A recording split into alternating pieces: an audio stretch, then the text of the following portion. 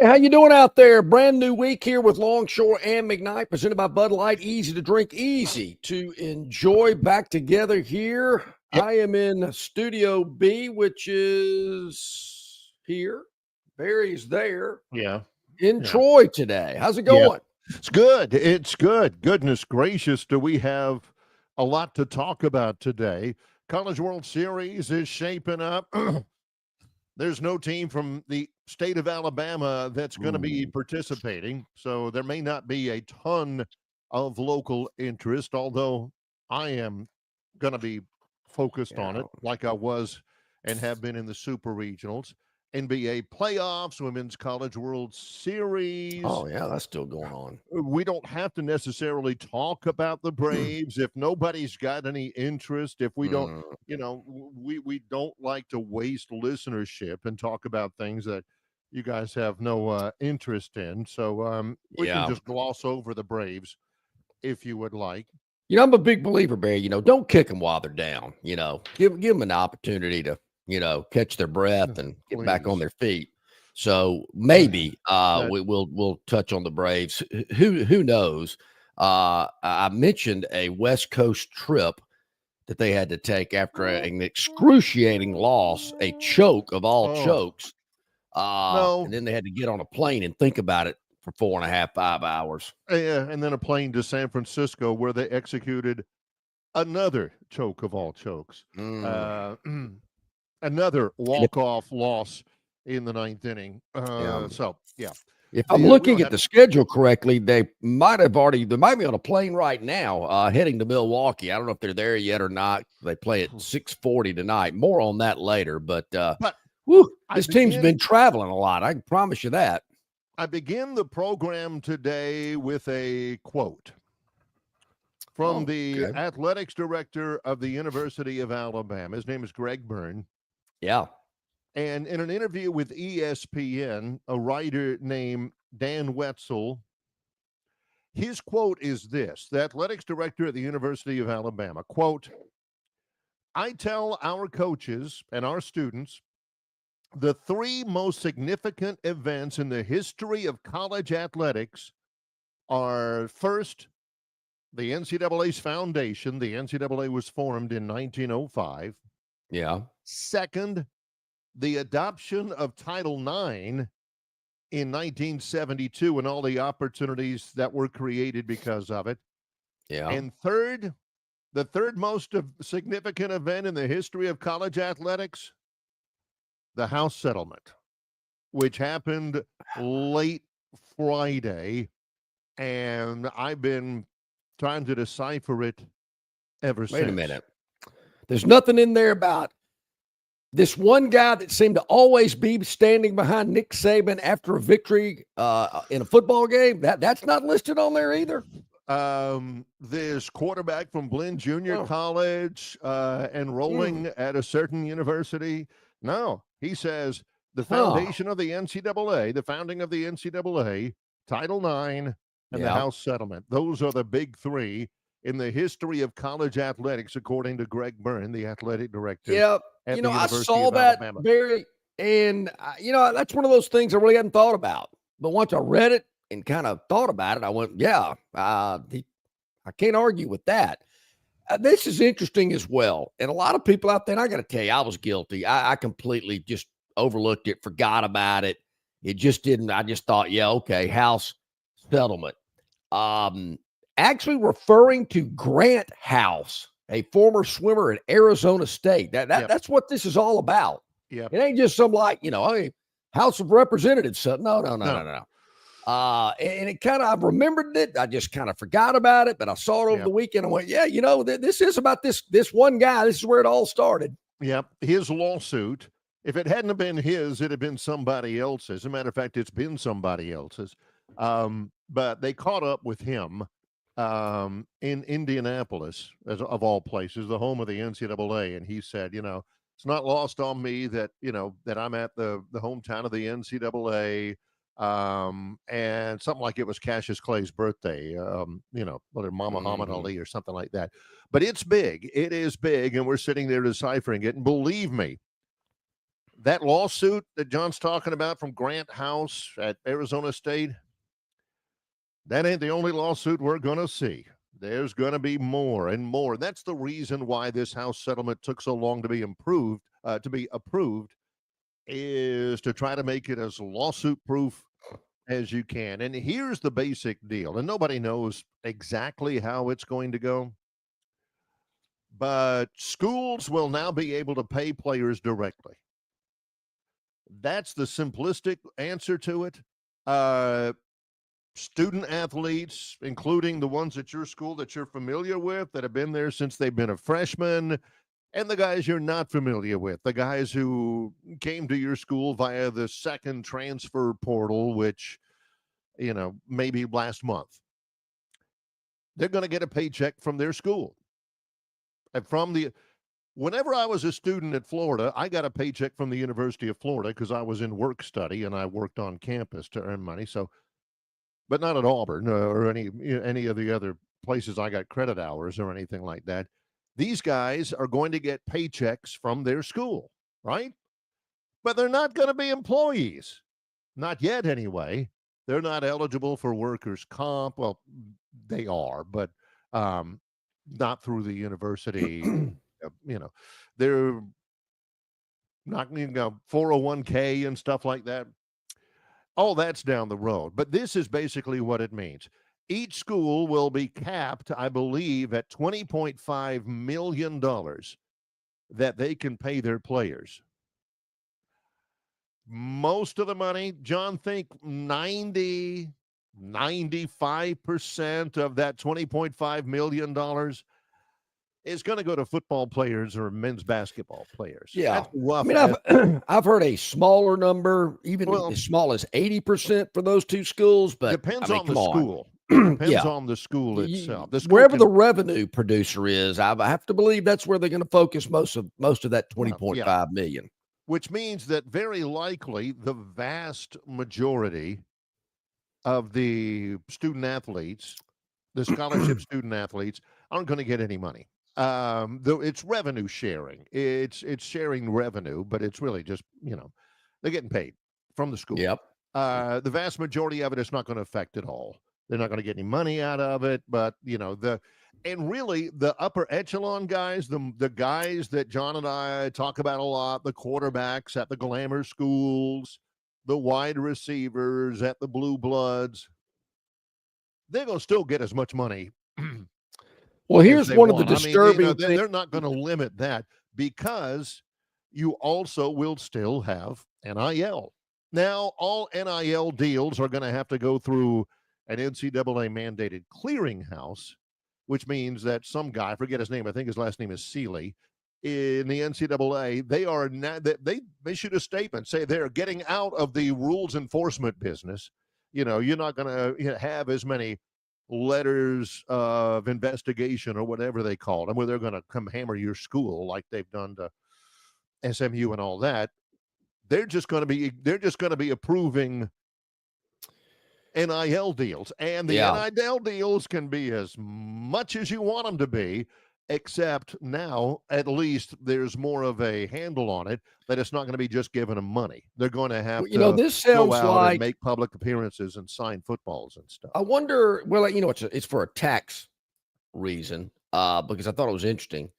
All NIL deals over $600 will have to be approved. That's like if you have a big night in the casino and you win more than 600, you got to go fill out a form so the IRS knows how much you won, so they can get their cut of it. So I guess that's what that part is. If you're making over $600 in an NIL deal, we got a little paperwork you need to fill out because Uncle Sam wants his cut of that NIL deal, which, I ain't got a problem with that. I mean, that's the real world. You got to figure out, you're going to have to be paying taxes on this. A lot of things, I'm glad that it's done, Barry, but here's the first thing I'm reading.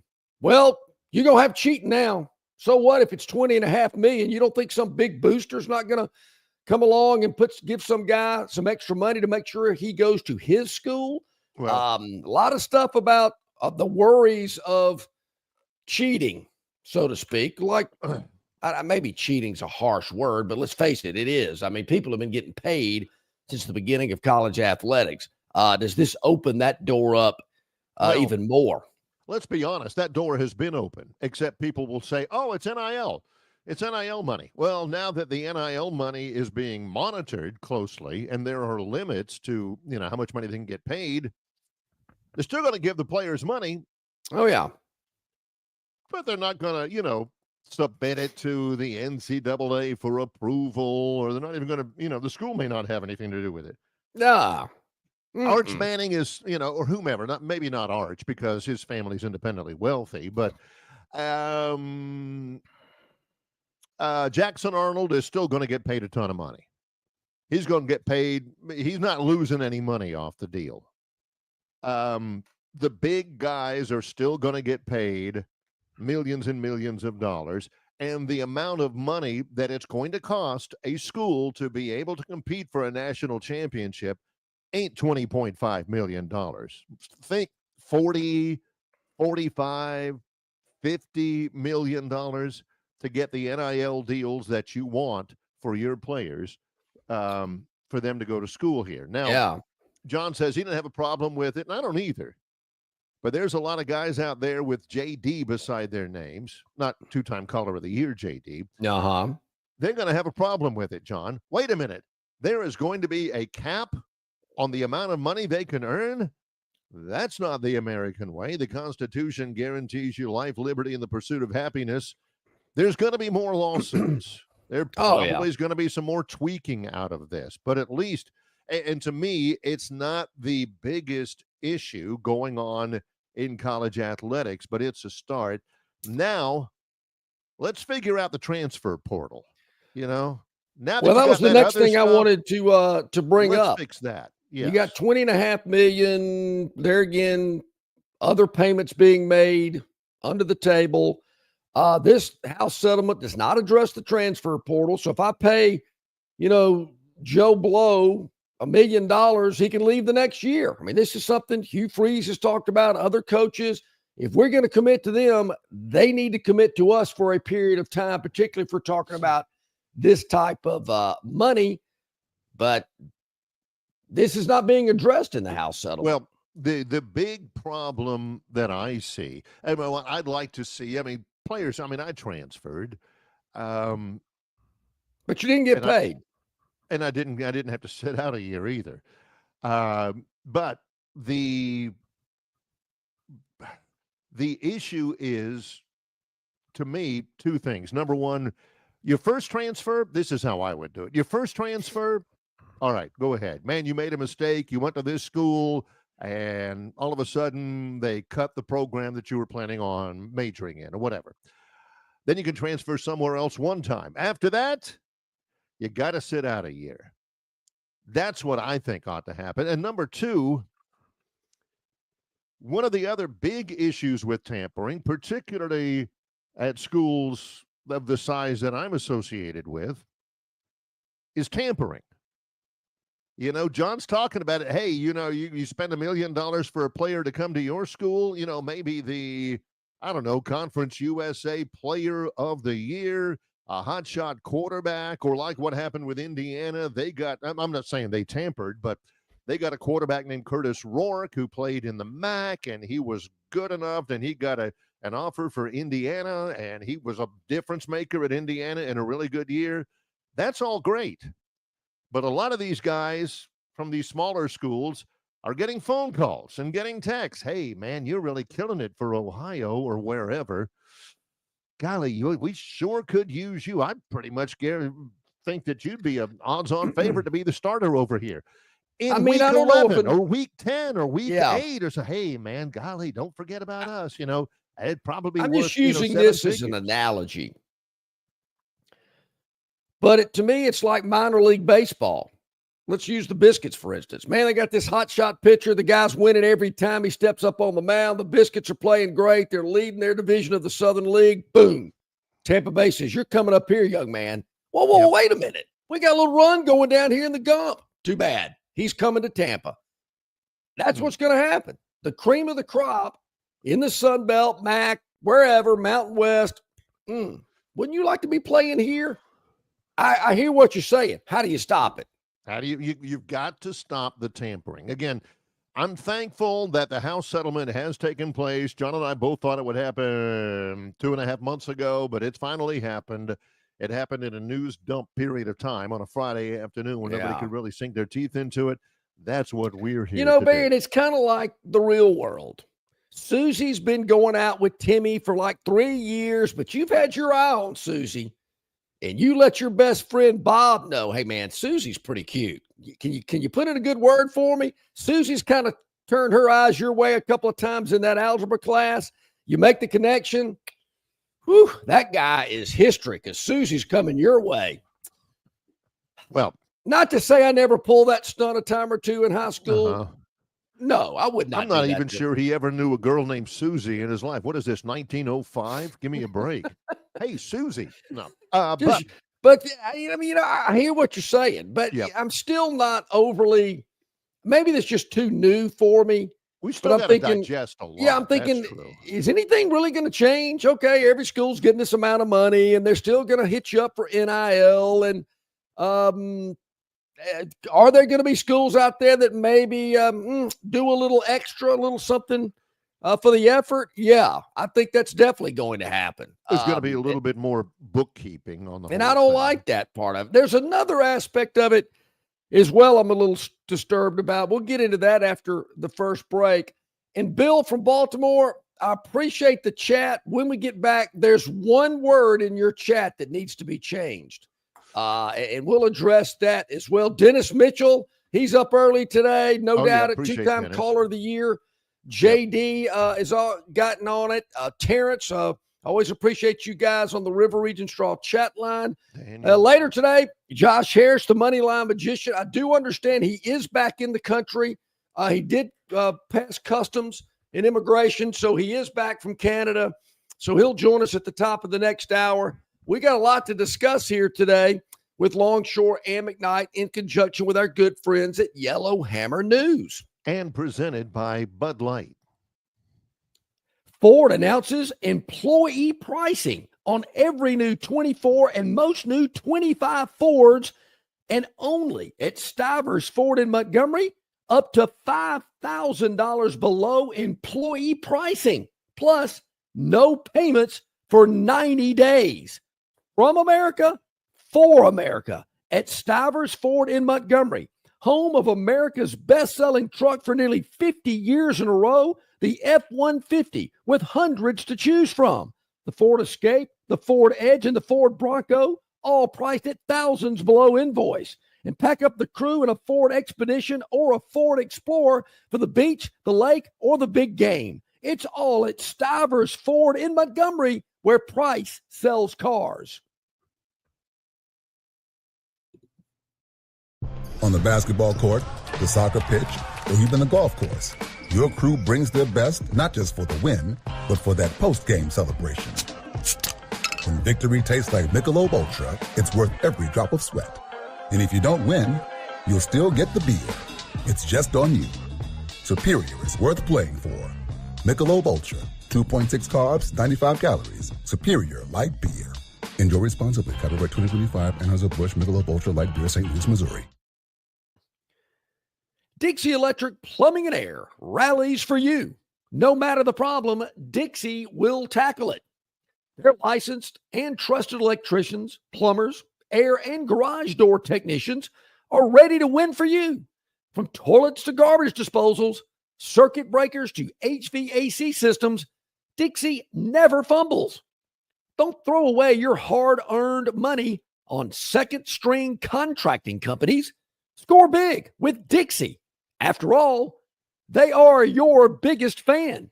Visit calldixie.com or dial them up locally at 262-2946. Okay, back at it about 20 minutes past the hour on this Monday with Longshore and McKnight. Check us out at yellowhammernews.com. Always a write-up about the show every afternoon, as well as you can check video content out there as well. Also on YouTube, Facebook, X, Instagram, Spotify, all over the place. Make sure to please hit that like button, hit that subscribe button. You'll never miss any content or you'll always get instant notifications as well. I I'm trying to think about the most delicate way to put this. I'm looking at it from a business standpoint, not a personal standpoint. I mean, personally, hey, go for it. Hey, have a great time. Wonderful. But I'm not coming to watch the women's doubles tennis team. Probably not going to see a soccer game. Swimming and diving, no chance. I could probably think of a couple of others. What I'm getting to is, are these sports in danger of being eliminated? I mean, if you're not making any money and you're draining the golden goose, which is football, which brings in all the revenue for everything else, and we know where you need to spend your money, is it going to affect other programs? People have been talking about that, and I don't know for sure ultimately how it's all going to settle out. I don't think it is. I think you're still, by and large, there may be some program. There's already been programs cut at schools that I didn't think it would happen at. But by and large, I don't think it's like Greg Gurn said. He said, we didn't get into the business. We didn't want to become athletic directors so we could get in there and cut sports. Nobody does. So I think schools, by and large, are going to do everything they can to keep the other sports. What may happen and what has happened is, all right, you've got resources at your athletic department that you've got to use to acquire players, that you've got to compensate players.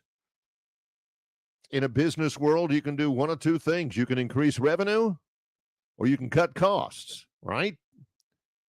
The increasing revenue, that's something they got to do anyway. The cutting costs, you're going to see athletic departments shrink. You're going to see people. I remember a couple of years ago, and this is kind of tragic, our buddy TCU Doug. Yeah. TCU Doug, he would sit in with us every once in a while. And one time when you were on vacation and he was sitting in with me, he had arranged for us to have an interview with the senior associate athletic director at TCU for strategic communications. His name's Mark Cohen, and we had a good time. He was talking about rifle and all the stuff that Doug had pointed out to us, that TCU would win a national championship. Great guy. And, I had heard of him before. He's kind of a legend in the business. Well, he got cut loose last week because of budget cuts at TCU and reallocations and stuff like that. And I remember thinking, holy smokes, if Mark Cohen can get cut loose, anybody can get cut loose. So you're going to see a lot of that. But again, the women's tennis players at Muskingum or at Mercer or whatever, they're going to still be around, I think, because, they don't cost much money. A lot of them are non-scholarship, that kind of thing. Yeah, I just thought this was somewhere. It'll happen at some point, but it's not going to be all of a sudden. There's no such thing as women's cross country in the NCAA anymore. Yeah, I don't know about broadly across the spectrum, but at individual schools. Oh yeah.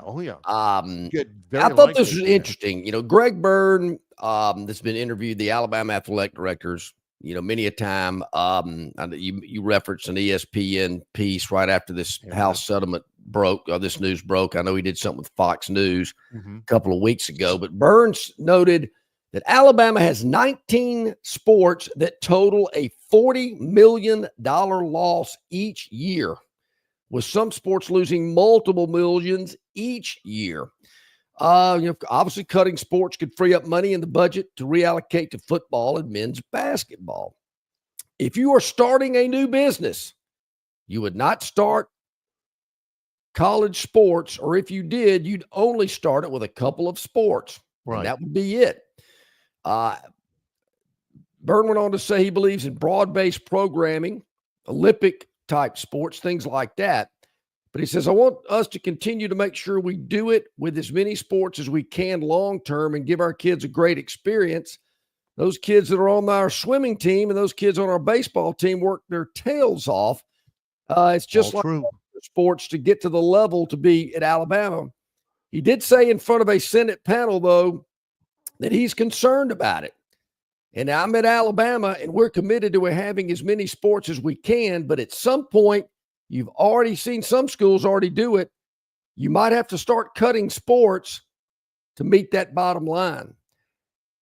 That's when you think about that and go, really, could they possibly cut sports in a place like Alabama? Yeah, I think you could. I think you could see it at a lot of places. If in several years from now, they're looking at the bottom line and going, we need this somewhere else. This is doing us no good. Well, yeah, and the point is, if they got to cut sports at Alabama, they might have to cut sports everywhere. If Alabama, can't afford to have it, I think what you'll see first is something that John has been preaching all along. The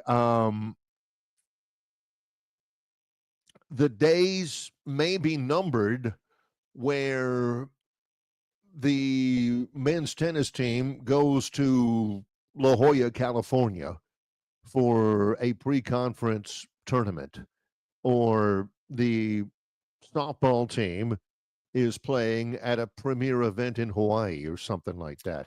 Yeah. I think you may end up seeing a little bit more of Alabama versus Kennesaw State.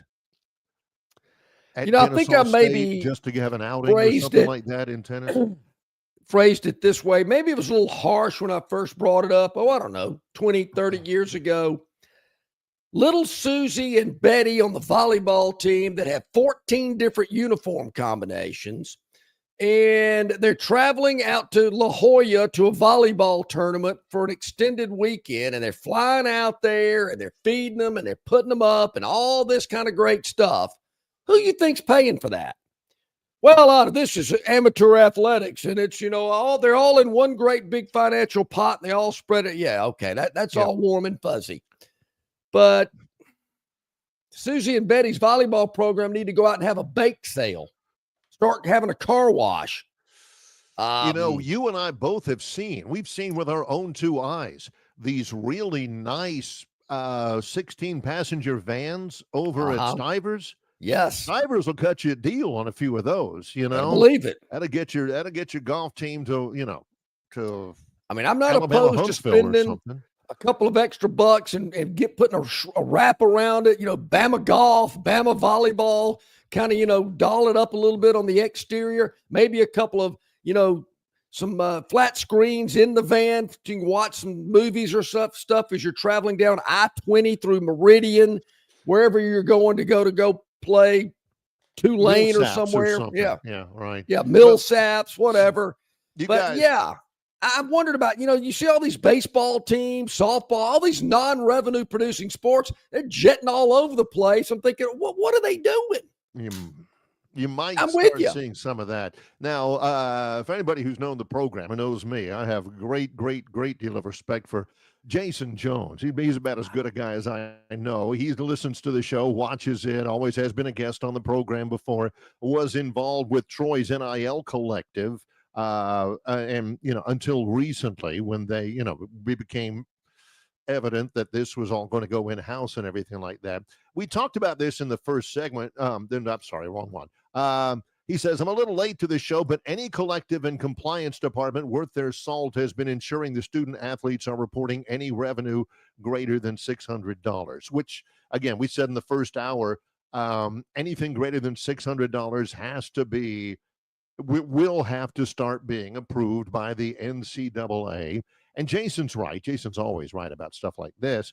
But my understanding is that now it has to be true NIL.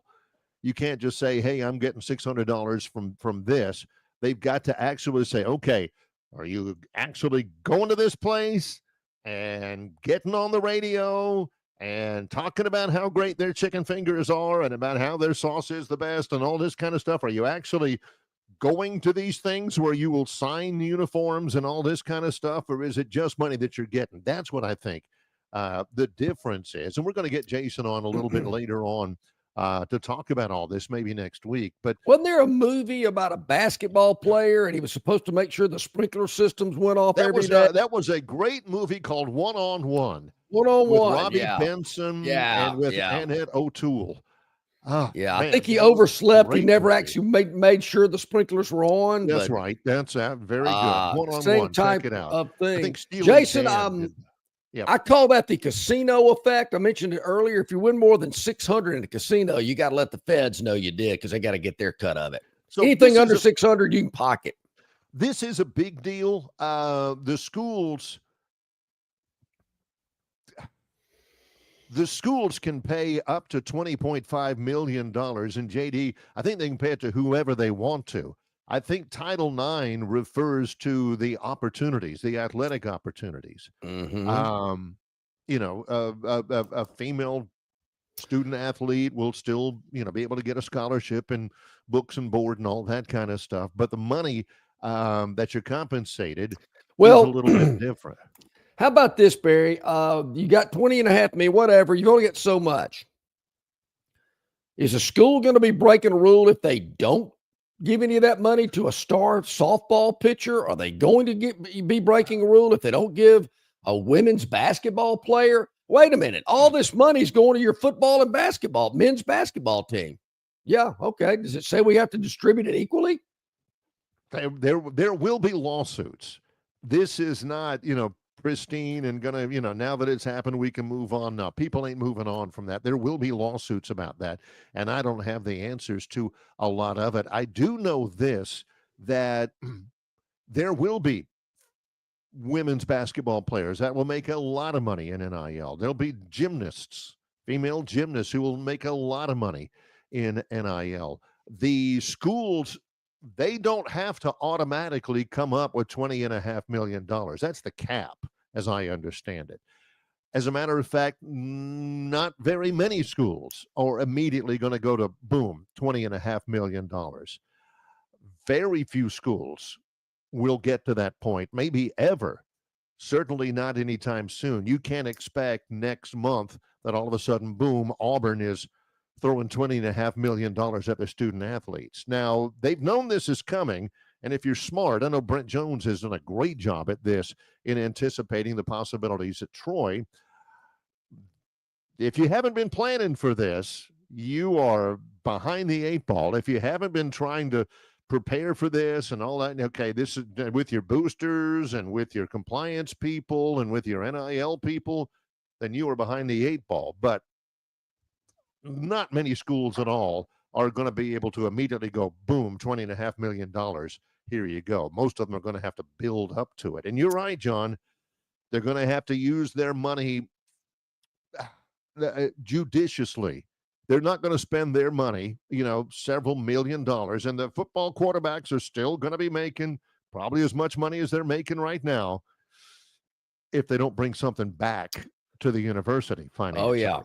You got to. It's, we're at a starting point. I know there's a lot of questions, maybe a little confusion out there as well, but this is something that we've heard coaches and athletic directors and school presidents, commissioners of conferences say, as soon as we get this house settlement thing finalized or in a better position than it's in, then we can start talking about some of the other things that have cropped up over the last several years, like conference football game, number of games you play, college football playoff expansion, other things like that. But I think they wanted to make sure all this was going to be tied up in a nice package. I'm not sure it's tied up just yet, but it's in a better place today than I guess it was last week when we spoke about this. All right, when we get back, I mentioned a chat from Bill from Baltimore. I want to touch on that. Dennis Mitchell is up early today, two-time Caller of the Year, JD, as we mentioned.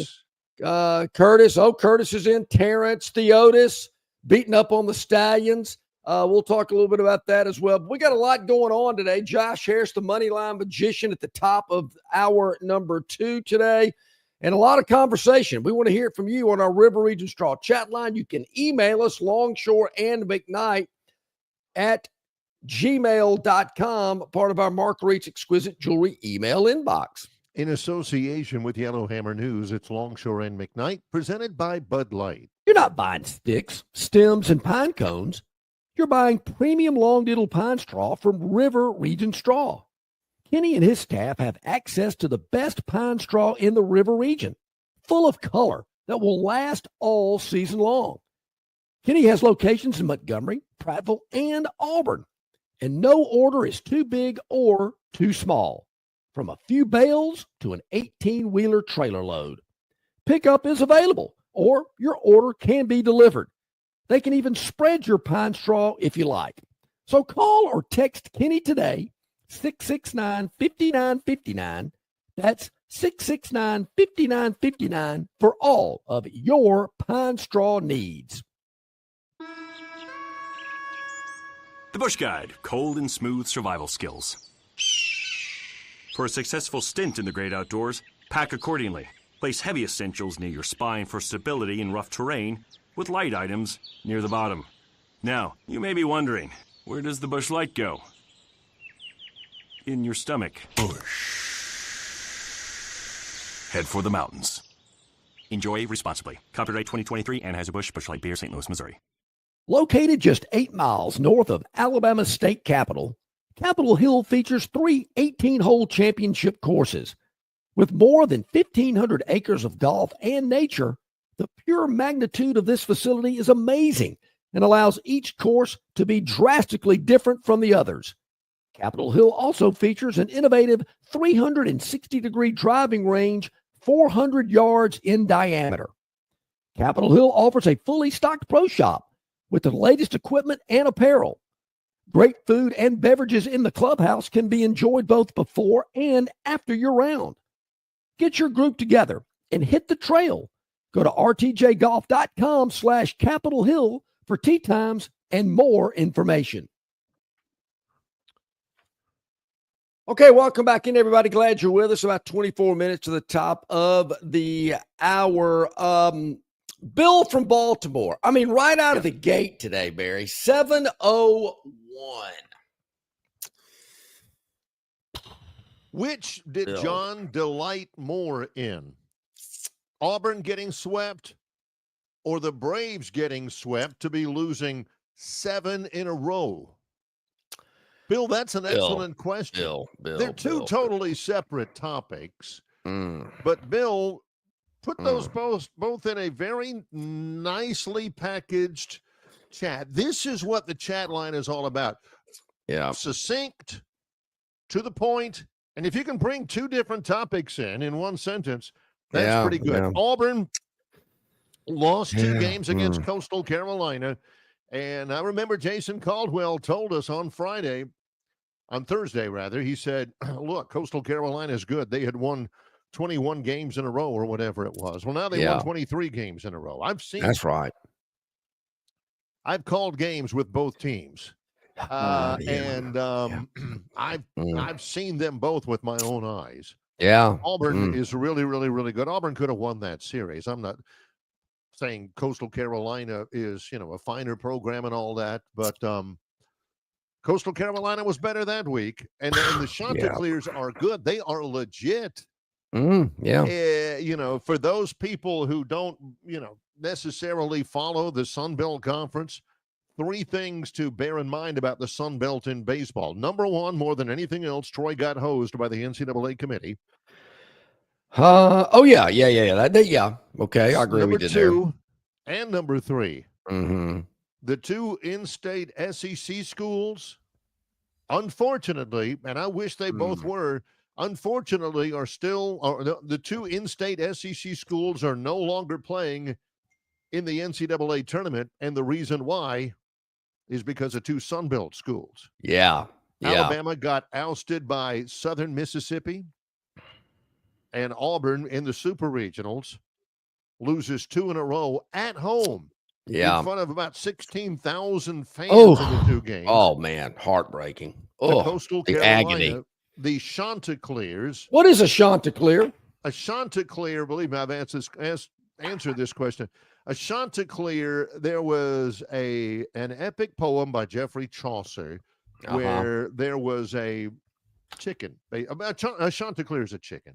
Okay. And it's kind of like a gamecock, but it's a Chanticleer. And it was referenced by that epic poem by Geoffrey Chaucer. There was a chicken named Chanticleer. But that's basically what it is. They got Chanticleers. They got a chicken head on the side of their football helmet and at midfield. And I don't know. Is this the same Coastal Carolina team that Alabama beat 9-2 this year? I believe so. That was one of the last losses they had, by the way. Yeah, and don't think I didn't know that off the top of my head, Barry. Nobody texted me that. Nobody sent me that information. Beep. Yeah. Anyway, I don't know what that has to do with, but let's get back to Bill's text. Southern Miss was a team that Auburn beat pretty handily. I don't have time to do the research. Yeah. The Wait a minute. Research. What do you mean? What are you talking about? Research. It's called the look at it. Reserve edition chat line. Yeah. Yeah. Bill, come on. Bill. Love your input. Always Which would you, this is one of my favorite games. Which would you rather? Bill from Baltimore says, which made John happier? Auburn getting swept or the Braves getting swept? And now their losing streak is 7 in a row. Atlanta is now 10 games under 500 for the first time since 2017. Well, Bill, first of all, the word delight, I don't know if that's appropriate, Bill. Are you insinuating that I take delight and that it brought joy into my life and I had a little pep in my step when I saw the Braves lose yet again and Auburn? Now I need to get some clarification here because I kind of threw it out there maybe without thinking, but I said, well, until I'm proven wrong, I'm going with it. Similar to a year in basketball when they were the first number 1 seed out of the NCAA tournament in basketball. Was Auburn baseball the first host site to get yanked, to lose? Hang on. Do I need to look this up, or have you already got your operatives in the field that have already got that to you? I think you do. As my phone was dinging off my coffee table Saturday night, I guess it was. I thought to myself, is Auburn the first host site to be eliminated? Ooh. It's got to sting. To watch Arkansas other programs. Beat Tennessee at home. Oregon State beat Florida State at home. LSU beat West Virginia at home. UCLA beat Louisville. I mean, I don't want to harp on that. North Carolina. North Carolina lost to Arizona in Chapel Hill. I was really rooting for the Tar Heels. I'm a closet Tar Heel fan, but they didn't get swept. North Carolina won the first game 18-2 over Arizona. And so were they playing on Saturday night or Sunday? I guess North Carolina. Yeah, they're playing Sunday. Yeah. So I guess Auburn was the first. Not that I'm pointing that out. I don't want to reference that. Yeah, and Auburn got swept at home. North Carolina. I mean, you got 16,000 people coming up there to watch the baseball team, yelling "Bada-get-a, the whole deal, and they're the first out. That has got to sting. I feel your pain. That's got to sting. I don't know this about JD because I watched those games. Plainsman Park was dead to have record cloud. I think they were in shock. I think this Chanticleer team kind of surprised them. To the Let's Go Coastal. There were a lot of Coastal Carolina fans. They're not nearly as many as Auburn. So the Coastal Carolina brought it. Barry, there's no doubt this team's pretty good. And they've got a history. I mean, they obviously, baseball is important. Not that it isn't everywhere else, but I mean, this team's done well in postseason. They've won a national championship. They've won one more baseball national championship than Auburn and Alabama have won. That's true. That's a good point. So they move on. Auburn's season is done, and you get the same Barry, you get the same 3 responses that you might think you would get from Auburn people. Number 1, well, it was a really good year. I'm proud of the boys. It was a record-setting year. We hosted a super regional for the first time ever. We won all of these games. Congratulations to the guys for a really good year in War Eagle. Number 2, why in the world can't we ever get over and win the big game? And get to I thought this was a team that would have won the College World Series. Obviously, there's a coaching problem. We need to fire some guys. Please. Or number 3, being, of course, well, at least we went farther in the tournament than Alabama. Yeah. Well, don't forget about Java. We've gotten all those. Just Auburn being Auburn. I got to tell you, Barry, I was disappointed. I thought I'd get a little bit more meat and potatoes with a gut-wrenching finish on a long night for Auburn baseball. Kind of a dud. Backing it up with, after a lost weekend, Auburn's baseball future is bright. Didn't even click that one. I said, that ain't what I want to read. Now, I know you got to spoon feed the masses. You got to keep the fans happy. You can't be too overly negative. Look, this baseball team from last year to this year, complete turnaround, phenomenal. This Auburn team last year was not good. The record was stunk, and they were able to turn it around, get to a super regional. Okay, I know it stings a little bit being the first host team out, watching another team advance on your home turf. How many fans were at Plainsman Park yesterday? Well, I bet that would be kind of interesting to know. I guess the two championship teams' fan base showed up, I hope. But, it's a tough way to end the athletic year. But, things will be okay. They're going to move on. It'll be all right. Really? Does that sound okay? A little bit later on, once all the dust is settled, the athletic year is over with in Alabama. The athletic year is over with at Auburn now. And, there are SEC teams that are still playing. Yeah. Arkansas, LSU, blah, blah, blah. There are two more left. Two more games left. And Terrence is right. One of them is Duke and Murray State. Well, hang on. Yep. Duke and Murray State. They play game 3 today. There's another game 3 today as well. So, yeah. All right, here's another thing that caught my eye. We've talked about this before, but I really noticed it a lot this weekend. I want to know what Auburn fan generally, not just an Auburn baseball fan, but Auburn fan, what do you think about the all navy blue uniform? What's up with that? Don't like it.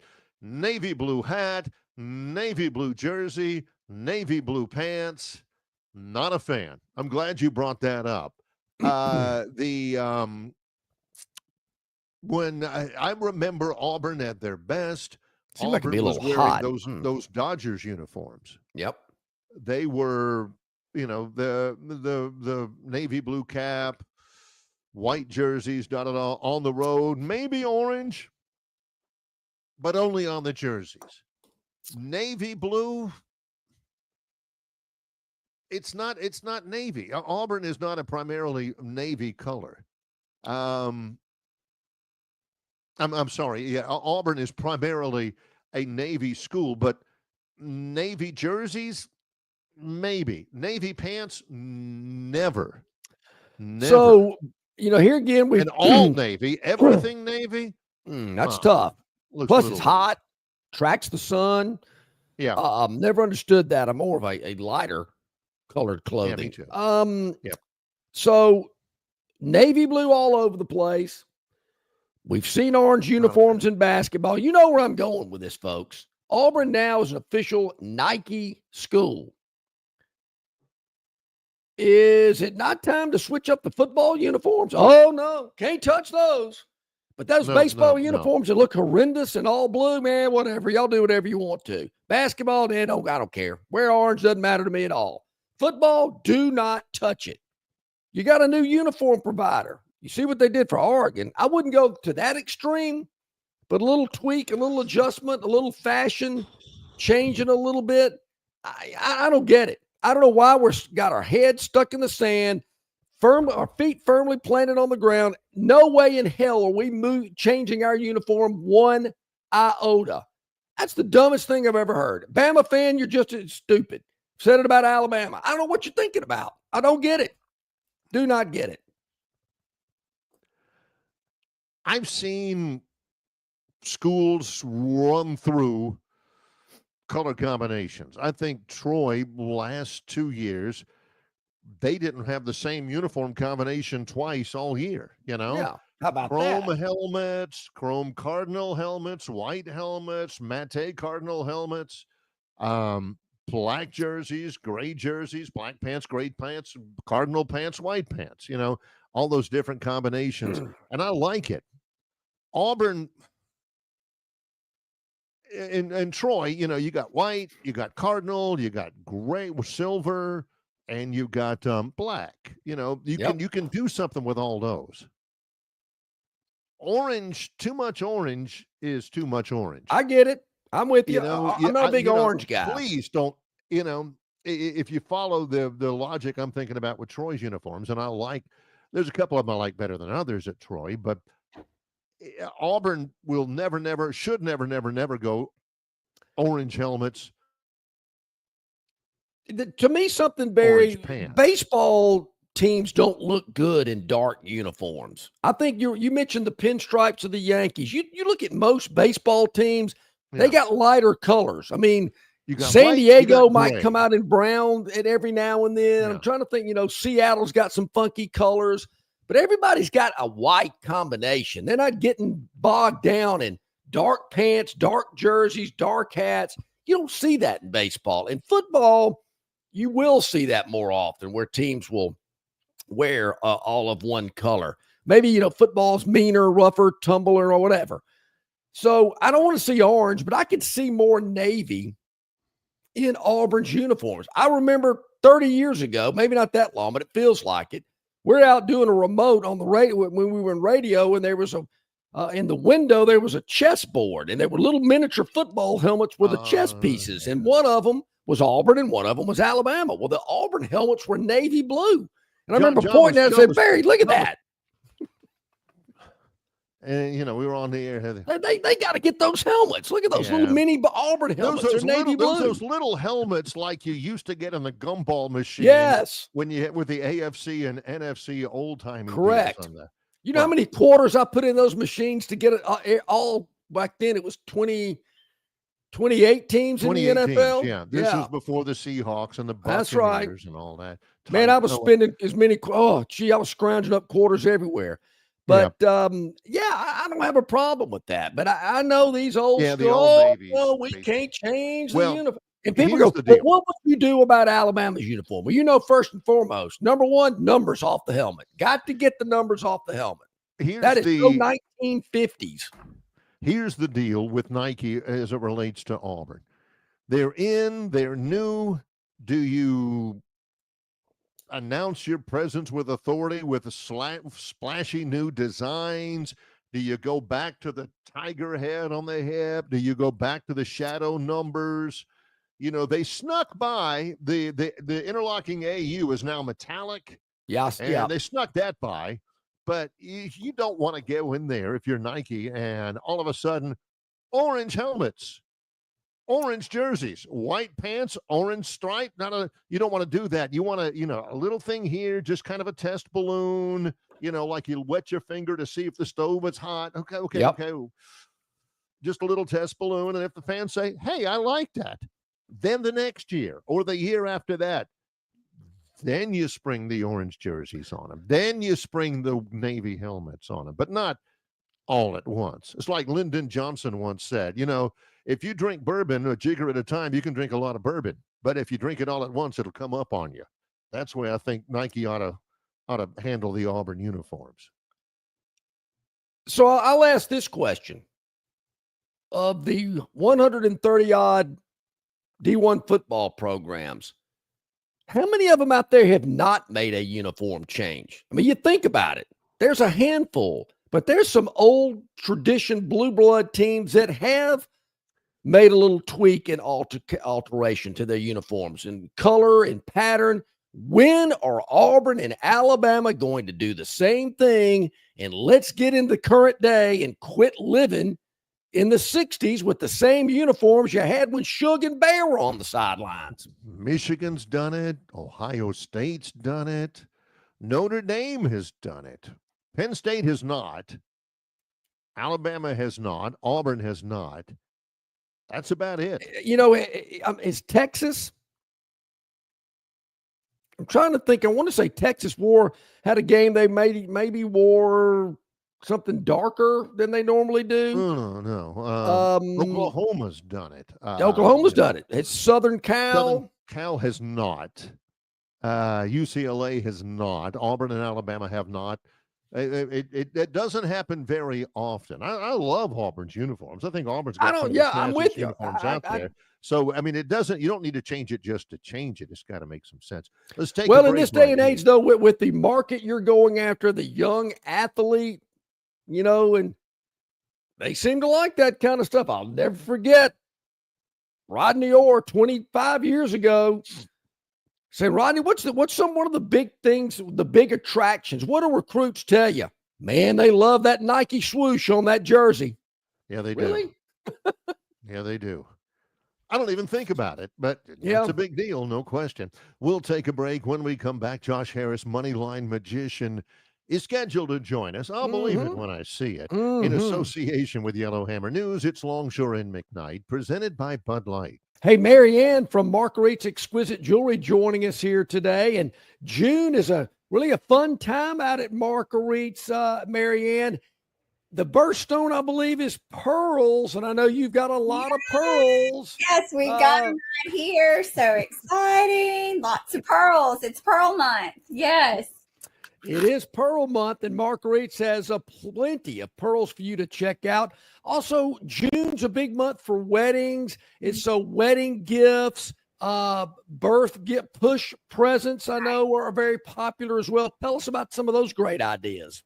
Sure. Well, guys, just so you're not caught off guard, there are certain expectations these days, or maybe not expectations. That sounds bad. But the person you love would definitely appreciate a gift for certain occasions, like a wedding gift, the wedding band, the engagement ring. Those are great, but just a little something that her maid of honor can hand her, and so she can unwrap it. It's a big picture situation. Write a sweet little letter, but we have those great gifts at Marguerite's, wedding day gifts. And ladies, if you're listening, we have great watches and cufflinks for guys too. But guys, come in, think about it. Great classic gifts, something that they can remember from their wedding day. Diamond studs, a tennis bracelet, pearl earrings, pearl studs, those types of things. Just really great gifts, as well as push presents, which if your wife goes into labor, or granddad's to be, if your daughter does, it's just a sweet gift to commemorate maybe their initial or their birthstone. We can help you. We have lots of great options in stock. And of course, we always can make it for you if you have something special in mind.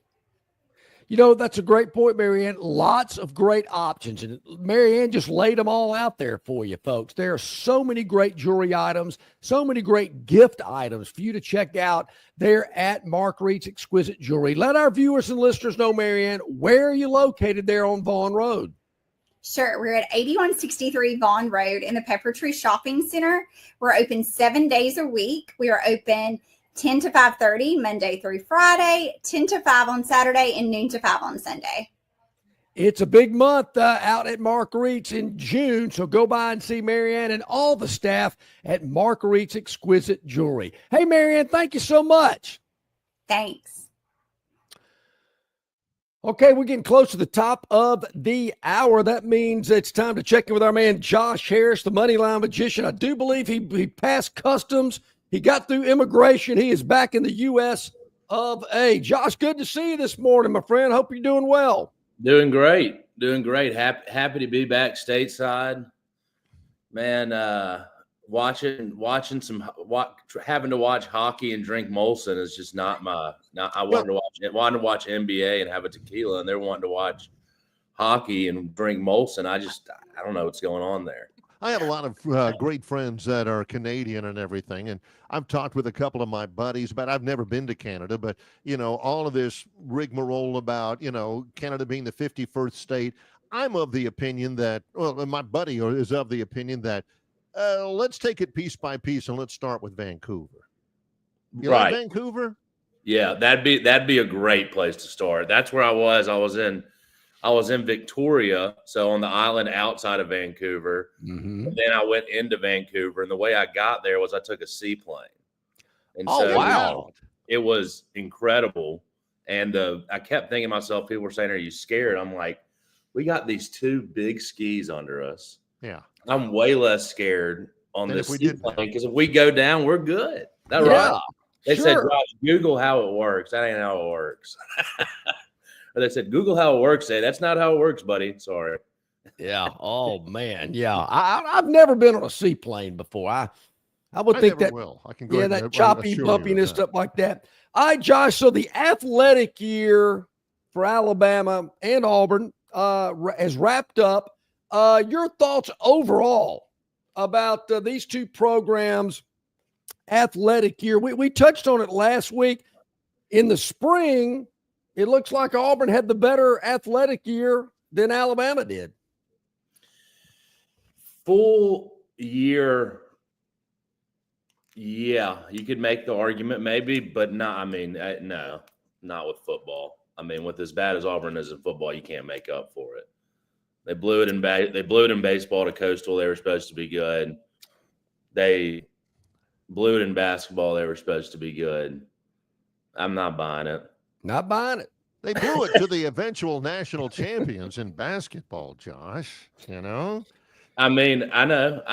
I'm just saying they didn't have a better year when you start off with football like that. Well, yeah. And you get basketball where it's about even because their expectations are up here to their basketball school, and we're now right there. Alabama's right there with them. Right. You know, that's why I specifically said spring, because I'm with you. I think what happened in the fall, that was a tough one. That was another tough year under Hugh Freeze. A lot of expectations this year. And Barry, I did notice that, Barry.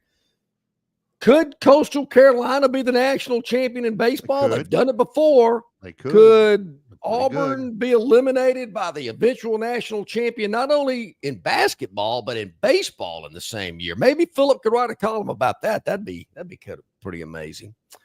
I also saw there's an interesting Hall of Fame bracket, Hall of Fame inductees this year coming up coming up this year. You got Cam Newton on the College Football Hall of Fame, Mark Ingram, RG3, and Sue. Do you think they all make it? We were talking about that last week about which one might have the better chance to make the college football playoff, Mark Ingram or Cam Newton. And the obvious difference is that Ingram did it for 4 years, and Cam was only productive in one. I think they both get there. But I think first it would have to be Mark Ingram, right? I am extremely biased, but if I took my bias out, Cam Newton is probably the most athletic quarterback to ever play college football. I mean, he just don't clip that, but it's probably one of a kind. One of a kind. Never seen anything like him. I'm with nothing against Mark Ingram. I think this guy's a great ambassador for Alabama. Had a lengthy career in the NFL. Josh, I never thought Mark was the greatest running back I'd ever seen. I mean, quite honestly, I thought Trent Richardson was better, more athletic. But Mark was a grinder, and he churned up the yardage, and he was always there. He was our first Heisman winner. Yeah, first Heisman winner. I mean, I think that's what gets him there, is because he's a Heisman winner.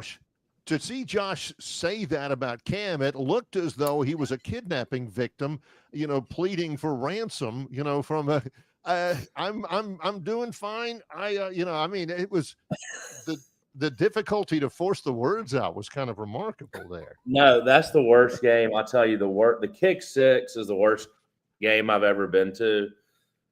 I also went to the Cam Newton comeback game. And it was even worse, I think. I mean, maybe just because I was so confident. I was sitting up there with my feet crossed. Oh, yeah.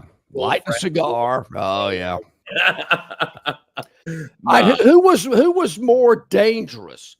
Who scared you more? Nick Marshall or Cam Newton? Nick Marshall, because I had to see him more than once. I mean, fair point. That's what I meant. That was my point earlier about the College Football Hall of Fame. Cam had the one good year. But you know, the thing about Cam, you knew what Cam was going to do. You still couldn't stop him. The thing about Nick Marshall, you did not know what he was going to do. Is he running? Is he passing? You know, what's going on? The guy was like a water bug. He was so quick out there and obviously gave Alabama fits. But to me, Nick Marshall was scarier than Cam Newton. I hadn't thought about that name in so long, and now you're going to make me think about this right after I met Cam Newton as man. Yeah, I've got great way to start the week. We've talked about this a lot. To me, Nick Marshall was scarier. Yeah, it was awful. I mean, that was just awful. I mean, the guy was not good, and he just beat us. He's like Malzahn. Like, wow. Yeah. If you're at an architectural supply store and you have those little calipers that you can buy, I believe Nick Marshall probably sold more calipers to Alabama fans. See that offensive lineman? He was a yard and an inch off the line of scrimmage. You know, he had to have been at least 16 inches off the line of scrimmage when he threw that pass. Didn't think about it at all the rest of college football. But that one game, it had to have been 13 inches across the line of scrimmage when that guy threw that block. Oh yeah, that was the illegal lineman downfield game. Oh yeah, Auburn's got linemen all up and down the field. About it ever, except for that one game. Oh yeah, thank you, Sammy Coates. Guys in the secondary, a big fat tackles and guards down in the secondary on that play. All right, you mentioned it, Josh. Alabama will face Gus Malzahn in the opener on the road in Tallahassee. You concerned? I feel very good about our team this year. I am with one of the greatest stats in the modern era that we pulled off in the offseason of having 0 transfers in this day and age is going to be one of we'll see this year how important it is. I think it is extremely important when you're as talented as we already were with a new coach that came in, who's obviously he's extremely talented. He's proved it, had an underwhelming year, convinced everybody to stay. The only team that did that in the nation, and we're talented. I think we're going to have a monster year. So no, I am, but yes, because he's Gus Malzahn. Here we are. It is June the 9th. This, for me, will be my last time that I will ask this question, so you don't have to worry about it at all. This is my last opportunity. I'm giving Josh Harris, although it pains me, to come off of his assertion that the Braves are going to make the playoffs. This is, if you want to break off of that early season prognostication, Josh, now's the time to do it. I'm too stubborn to do it, but this has been a really bad stretch. So I was in the card shop yesterday doing the stream that I do in there, and I see Chris Sale, and I saw a guy who looked like he was an athlete. It happened to be Chris Sale, and I see one of the other employees talking to him. And he comes back to me. He's like, "You think I need to go put something on social media and apologize?" And I'm like, "Why? What'd you do?" And he's like, "I don't know what happened." But as Sale's walking away, you talk to him for a minute. He said, "Hey, Chris, and do you mind winning some games?" And Chris Sale had all his kids, and he just looked at him, shook his head, and was like, "We're trying, man," and walked away. And he goes, I don't know why that came out of my mouth, but it's what I decided to say to him. So, no, I'm not coming off of it. No, I can't do it. I told Barry, and this was pre-San Francisco when they just absolutely choked their guts out against the Diamondbacks in that getaway game where they gave up 7 in the top of the ninth. I said, Barry, this is going to be a long flight to San Francisco this afternoon. They're going to be thinking about it. Obviously, they walked off in one of those games, too. Yeah, they didn't get that out of their system. They're heading to Milwaukee. More on that later. But I did tell Barry, we're not even to the All-Star break yet. Just tap the brakes. All you Braves fans out there, it's going to be okay. Just tap the brakes. Maybe but signing Craig Kimbrell might have been the thing that put me over the edge a little bit. What are we doing? Signed him for like 36 hours or something like that. Jeez. What are we doing? I mean, some of the stuff is just mind-blowing. But I did go to the game recently against the Padres. It was Acuna's second game back. And I tell you what, going to a baseball game and betting on a home run and then seeing that home run live, betting that someone will hit that's a good way to get into a ball game. We were talking about how baseball can be boring. That's excitement right there. Acuna hits a home run. You got him at 5-1 to hit a home run. Boom. I was the most excited person in the stadium. Yeah, a good friend of mine years ago, Josh, and I shared this with Barry many, many years ago. I said, man, baseball's boring. He said, put $100 on it. Every pitch is exciting. I said, you're right about that. And it has certainly enhanced my baseball viewing if I got a little coin on the game. All right, here's another thing. I wrote this down because I wanted to get your thoughts about it. We've been back and forth on this quite a bit. I mentioned Auburn's baseball uniforms at one point in time. Well, they did it a lot during the year, but they did it over the weekend. They come out in all blue, all navy, hats, shirts, pants, everything's navy. And out in the state of Alabama, whether it's Auburn or Alabama, you don't touch the uniforms, not going to touch them at all. Obviously, in other sports, basketball, baseball, volleyball, softball, they got a lot of different combinations. I think the Alabama baseball team wore gray at one point, maybe this year, last year. My point being, here it is, 2025. It's not 1975 when Suge and Bear were walking up down the sidelines. Isn't it time they would do a little tweaking, a little adjustment with the football uniforms? Have you lost your mind? I knew it. Have you lost your mind? Yeah. No. We're the Crimson Tide. We do not touch our football uniforms. I feel like that was a setup question. Maybe speaking for the nation here. If we had people leaving and we weren't getting recruits, and we still don't touch it. We're the Crimson Tide. We don't touch our uniforms. That's why we touch them in other sports, because we're not elite. When you turn on the television and you're a taxi driver in Des Moines, Iowa, and you see those uniforms, you don't have to look at the score bug up in the corner. You know who they are, right, Josh? Absolutely. When I was on our honeymoon in Greece, and we were with this French couple and on a cruise, and they said, where are you from? And we were told them we were originally from Alabama, and what'd they say? Roll Tide. They don't know anything about college sports. They knew Roll Tide. Yeah, I've had those experiences as well. I've shared a few with cab drivers. They're the cab drivers and pit bosses.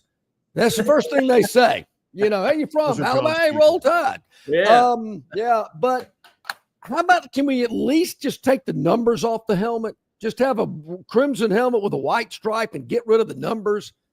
I mean, those numbers look so 1950-ish. I mean, I don't know.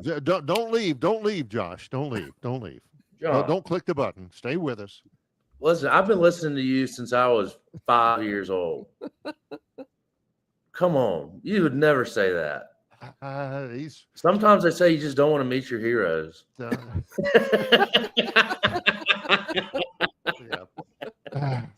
Okay, I guess that just got pretty much blown out of the water. As it should have been. Yep, I guess that's my opinion on that. Yeah.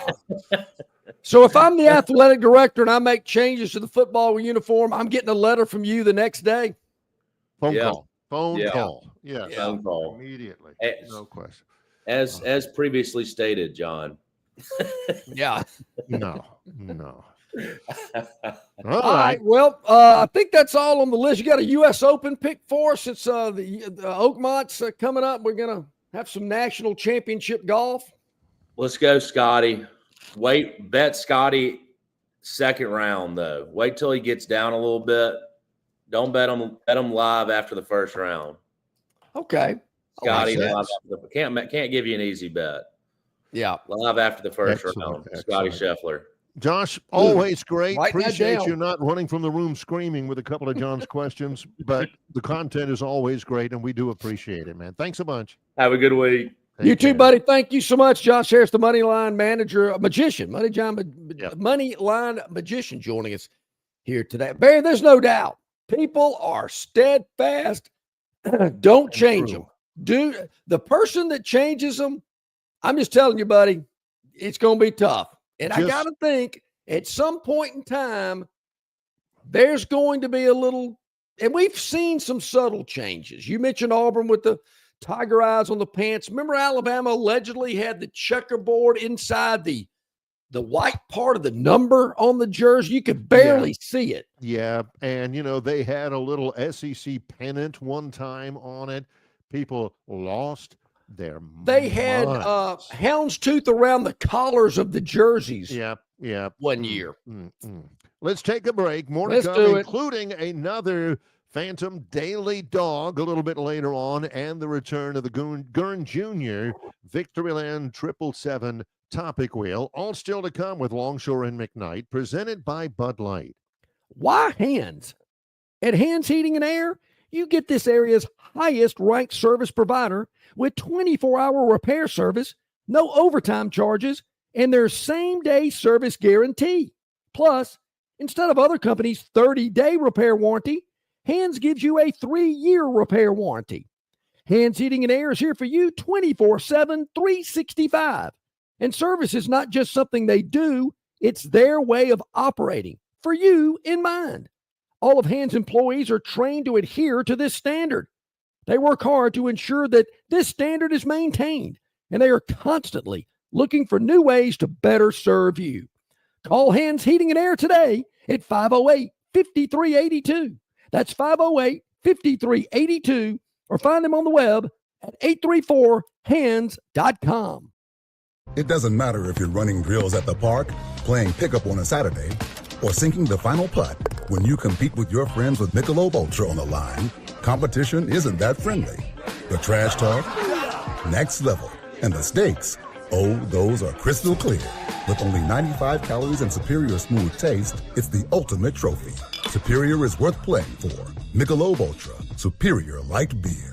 Enjoy responsibly. Copyright 2025, Anheuser-Busch Michelob Ultra Light Beer, St. Louis, Missouri. Phoenix Physical Therapy is ready to help patients recover, recharge, and rise. They develop a customized therapy plan for each patient to get them back to enjoying their favorite activities. Their experienced team is committed to providing exceptional care in a professional environment. Whether you're looking to prevent or treat an injury, recover from a recent illness, or recuperate from surgery, schedule an appointment with our clinic and take advantage of our physical therapy, athletic training, workers' comp, and employer solutions service. Experience elevated physical therapy today.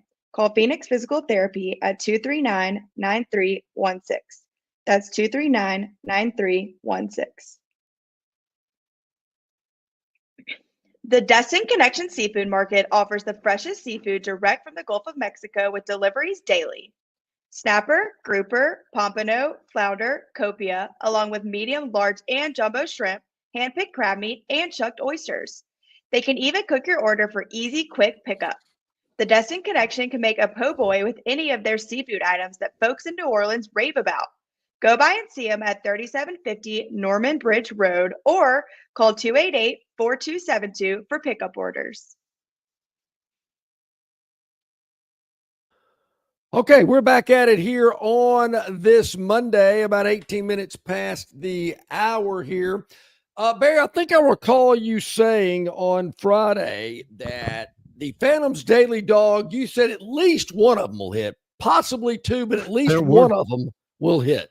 There were two over the over the breadth of the weekend that the Phantom issued a daily dog on just on Friday. Normally it's one a day, but since we were heading into the weekend, he had two for the for that time. We did a bonus. So Friday, we talked about the Atlanta Braves traveling to San Francisco after that humiliating choke job against Arizona in the getaway game out at Truist Park on Thursday.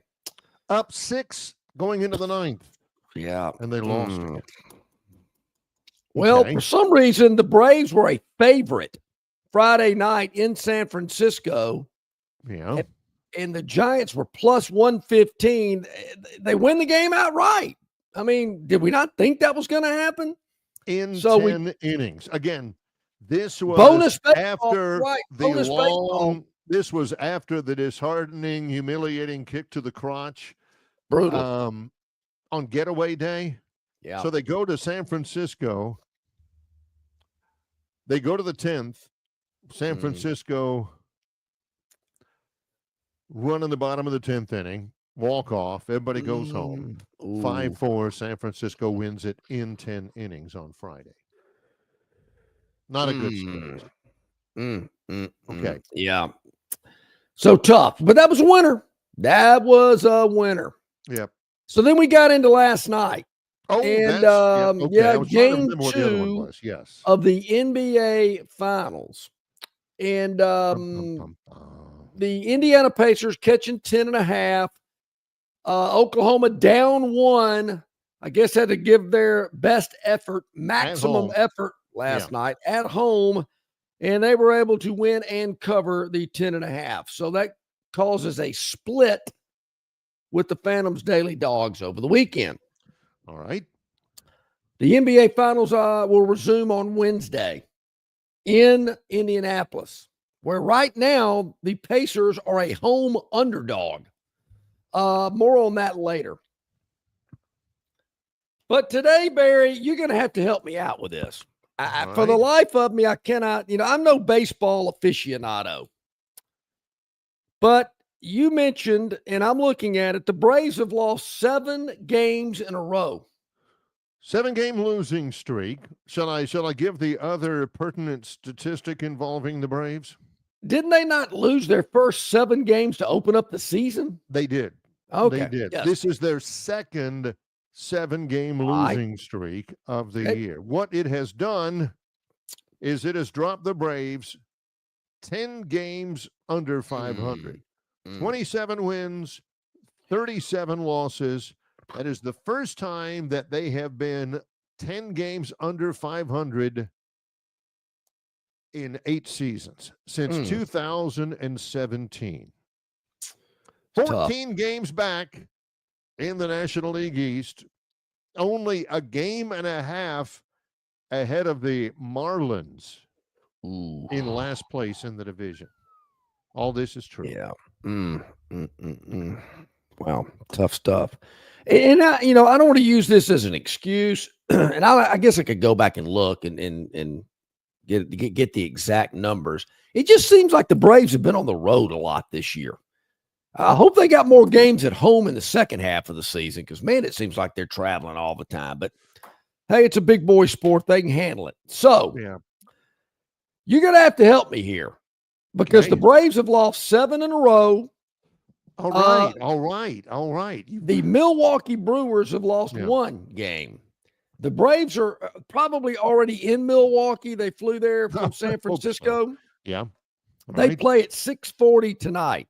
Yeah. How in the world are the Braves minus 182 on the road? I can tell Who is this pitcher for the Brewers? He must be terrible. They just pull him up from AAA. You've told me before, because I've never bet on anything, that when you're betting baseball, you're betting the pitcher. Yeah. Aaron Civale is pitching for the Brewers. He's a right-hander. His ERA is over 5. He's only pitched 17 innings this year. He ain't been a stalwart. Meanwhile, for the Atlanta Braves, it's the guy that Josh Harris just mentioned, reigning National League Cy Young Award winner Chris Sale. Sale is 3-4, but he has been pitching well.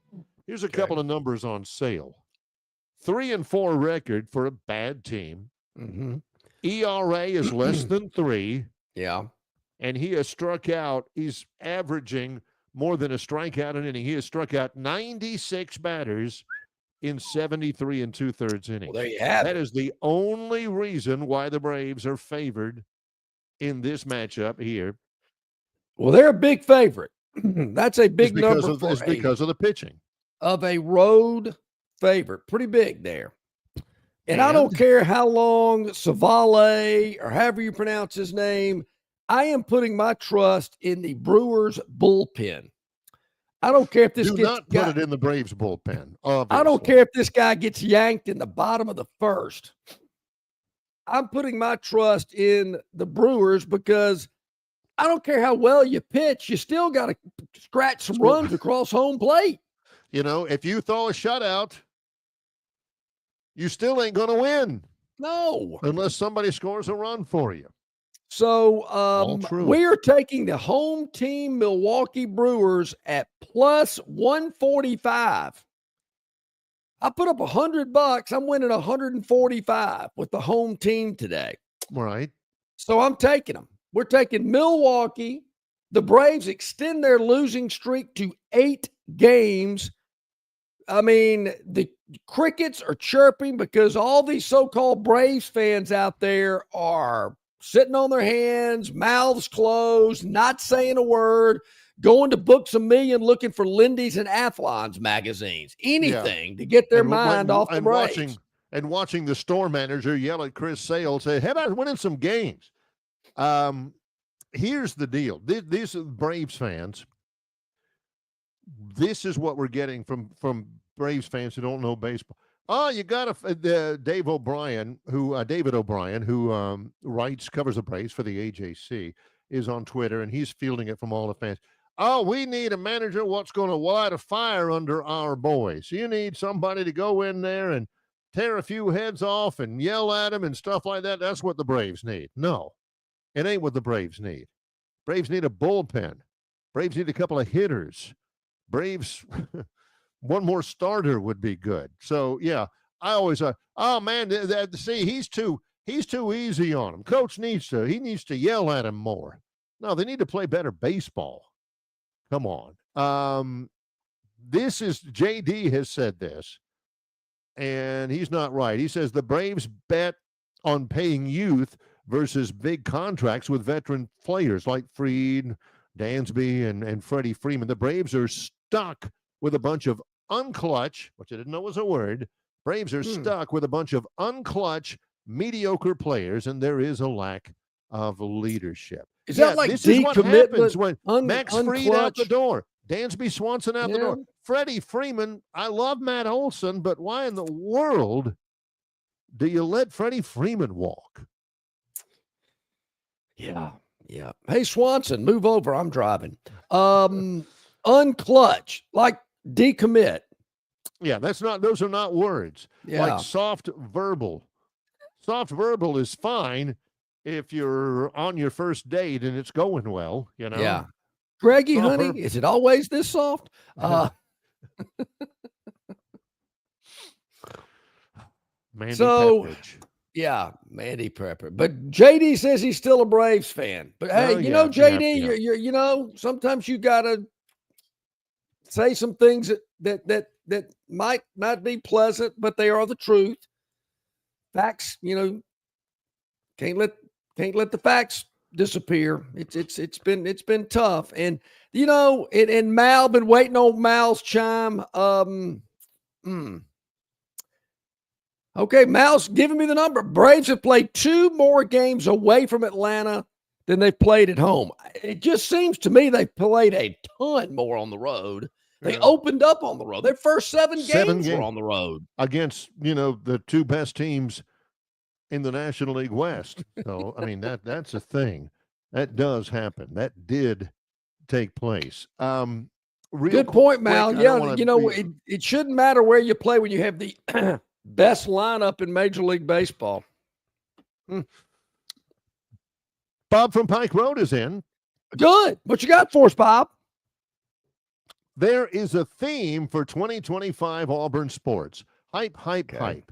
Results never measure up. Football preseason. Auburn is going 8-4 in June. By August, hang on, let me catch this again. Bob says, let me go back up to the top. I hit the wrong button. Bob says, by August, social media hype machine is saying Auburn football is going 10-2. Results 5-7 for 5 years in a row. Now, Bob, I don't think they're going 5-7. National title. Hype, hype, hype. lose in the semis. Baseball, Auburn is winning the Natty, best team in the country, swept in the Super Regional by Coastal. First team out, first home team out too, Bob. Forgot about that. Yeah. They're not going 5-7. Before. North Carolina did. Yeah, they're not 5-7. We'll be 5-7. No, that ain't happening. Yeah. You know, and this is high season. I know 8-4 is an easy number. I know there's someone out there that has predicted Auburn to go 8-4. Well, basically since the beginning of time. And if you do, if you add up all the win losses over the years, it factors out to about 8-4. They could go 9-3 though. I think the schedule sets up well. We've talked a lot about this. I think there is a good possibility Auburn could go 9-3 if everything falls into place. There was a lot of hype about this basketball program, and I'll be the first to tell you. I said it for months. Maybe I'm guilty. But early on, I said, this is the best basketball team I've seen. I hadn't seen everybody play, but I've seen a lot of the marquee teams, and Auburn's the best team I've seen so far. Yeah. Basically thought that throughout the entire season. But we all know, and I don't want this to come across as some measly excuse, a lot of strange, funny things happen in the NCAA tournament. We've seen it before. Now, I don't think Auburn was the best team in March, but I thought they were most of the year. Most of the year. Yeah. Baseball, I don't follow closely enough, but I will say this. I saw Butch Thompson at the Montgomery Airport a year ago. He looked like a whipped puppy.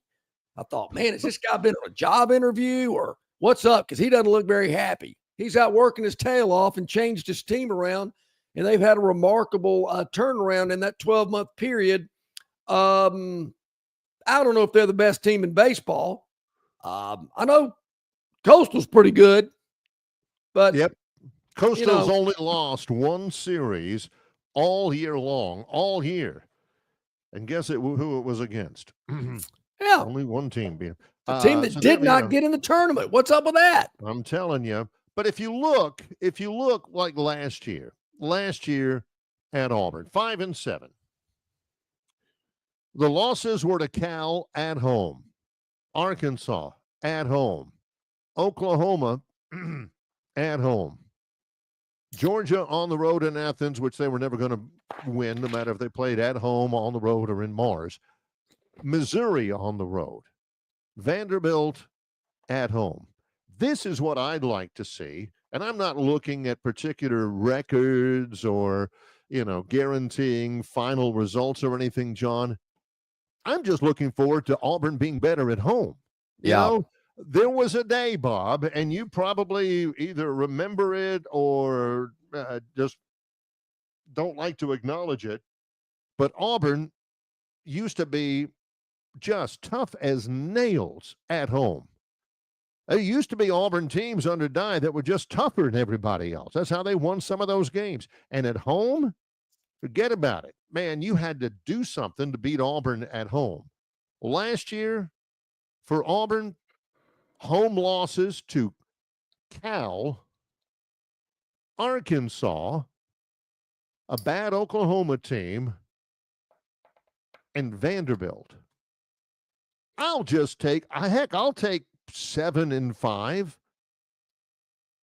I won't take 6-6. I'll take 7-5 if just they bring a little bit of the magic back. Yeah. Well, at 7-5, they're not going to have a lot of magic. Yeah, you can't do that. 8-4 is the bottom line. Here's the home deal: Ball State, South Alabama, Georgia, Missouri, Auburn. I'm sorry, Arkansas. That's not right. Kentucky at home. Mercer and Alabama. By John, gosh, one of those wins. All of those, they need to beat every team on their home schedule, except Alabama and Georgia, and they need to play those two tough. Yeah, they got to be in the game. At least be in the game against Georgia at home. It used to be Alabama. A big deal when somebody came into Jordan Hare. They knew, we better strap it up tight, man. We're about to play Auburn and Kalen DeBoer is going to get his first taste of what it's like inside Jordan-Hare, which has not been pleasant for most Alabama coaches, including Nick Saban. John from Wetumpka asked, who are Auburn's 3 losses? Well, since you asked, John, I think I mentioned this on the Friday before Memorial Day. I think Auburn's worst loss is going to be at Oklahoma, meaning a game that they probably could have won, but they're going to lose at Oklahoma. They're going to lose to Georgia at home, and their toughest loss is going to be against Alabama at home, a game that they're in a position to win it. They got the lead. Here we go. But fourth quarter, things don't go well in Alabama. And then, at that point, Auburn could be in a position for a playoff spot, maybe a major New Year's Day bowl game. That loss could hurt them. That's at best. Auburn going 9-3. And we talked about this a couple of weeks ago. To me, one of the most crucial stretches for Auburn is right after that Georgia game. Missouri, Arkansas, Kentucky, Vanderbilt, and Mercer. They're going to be a favorite in every one of those games. They should win all 5 of those. Those are that group of 5 you got to worry about. Is there a slip up somewhere in that group? That's when they go 8-4. If they make it through that gauntlet, 9-3. I see that happening. But they can't trip up and how do I say this nicely? That's the second time you've said that in the show. Makes me worry now. Poop the bed. How about that? They cannot do that. I was going to use another word, but let's go with poop the bed. I mean, why not wet the pants? Wet the pants. Why has it got to be poop the bed? So they just that's how they go 9-3, John. And they're going to beat Baylor, Ball State, South Alabama, but Oklahoma, I think that could be a tough one. And, Kyle Field's never been a problem for Auburn. Seems like, going to play A&M's no big deal. So that's where I'm going. About Baylor. But they lose that Baylor game, John. Ooh. Well, I'm worried about the text. Hey, can we come on a day early? I'm not doing anything Labor Day Monday. What do you say? We'll be on Monday. It's Sunday is the big deal. Yeah. So, but I'm with you. I mean, Baylor, obviously they're playing. There's some uncertainty there. It's like Alabama going to Tallahassee. Alabama's getting a lot of preseason hype, and we've talked about, this wide receiver room and the offensive line and all these other positions that they feel so confident about. They got Ryan Grubb back. The coaching staff seems to be a little bit more connected. You go to Tallahassee and let Gus Malzahn beat you. I know he's the offensive coordinator, but he's like kryptonite to Bama. If I was Mike Norvell, just for that first game, just for Malzahn's first game as offensive coordinator at Florida State, don't put him up in the booth. Put him down on the sideline. Bama look at him the whole time. Yeah, got to look at him chomping that gum, taking that visor on and off. Yeah. Put him on the side. And then after that, whatever, put him back up in the booth. But that'll pucker up some. Well, I mean, I just think you should. Let's take a break right here. Coming up, our Gurn Jr. Victoryland 777. Topic wheel, it's coming up with Longshore and McKnight in association with Yellowhammer News. Longshore and McKnight, presented by Bud Light. Known by avid golfers as one of the most beautiful and challenging stops on the Robert Trent Jones Golf Trail, Cambrian Ridge in Greenville lies just 40 miles from Montgomery. It is well worth the ride for any golfer looking for 27 holes of jaw-dropping golf. The greens have been redesigned to accommodate the higher green speeds associated with their installation of the latest generation of ultra-dwarf Bermuda grass. Cambrian Ridge offers a fully stocked pro shop with all the latest equipment and apparel. Great food and beverages in the clubhouse can be enjoyed both before and after your round. Get your group together and hit the trail. Go to rtjgolf.com/Cambrian Ridge for tee times and more information. All right, man, grab a Budweiser and take a knee. It is the best time of the year. It's baseball season. That means sunshine. It means behind-the-back peanut tosses. And it means sharing some cold, frosty Budweisers with your boys. Because there's nothing more American than watching America's game with America's beer. So let me ask you something. Are you ready to bring your A game? Are you ready to cheer every frozen rope down the line and amazing catch at the warning track? Are you ready for pitchers' duels and slugfests? Tell me, are you ready for the thrill of an incredible walk-off victory? I can't hear you. Are you ready for Budweiser and baseball? Then get on your feet, raise an ice-cold Bud, and let's make this season larger than life. Great times are waiting. Get some Bud! Enjoy responsibly. Budweiser Beer, Anheuser-Busch, St. Louis, Missouri. Don't miss your chance to win big at Victoryland Casino. Play the latest, hottest, most exciting games around with fun bonuses and big jackpots. Don't miss out on your free play. Stop by Player Rewards today and check out this month's exciting free play promotions. Come see why our players keep coming back. You'll have more fun at Victoryland Casino, where you can be a winner too. Victoryland Casino, located off I-85 exit 22, Shorter, Alabama. Must be 21 or older. All right, welcome back in. About 20 minutes to the top of the hour. Always make sure you check us out at Yellowhammer News, yellowhammernews.com for all the latest news, politics, lifestyle, sports. It's there at yellowhammernews.com. All right, so I see the Gurn Jr. Victoryland 777 topic wheel is in the box. It is loaded. There are a lot of topics here, so we better get spinning. Let's get going. Brought to you by Victoryland 777 Casino, exit 22 of I-85 in Shorter, Alabama. Conundrum. That's a word you hear every day.